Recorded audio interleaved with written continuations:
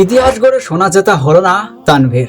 Junior ব্যাডমিন্টনের ফাইনালে হেরে সন্তুষ্ট থাকতে হলো রূপো নিয়েই।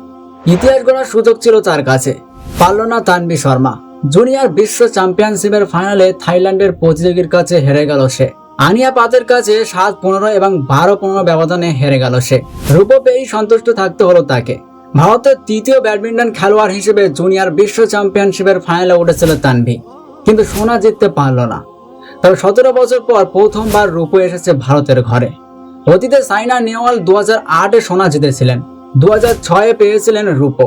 তারও আগে 1996-এ রূপো পেয়েছিলেন অপর্ণা পোপট। এদিন শুরু থেকে দুই খেলোয়াড়ই আগ্রাসী ছিল, কেউ কাউকে এগিয়ে যেতে দিচ্ছিল না।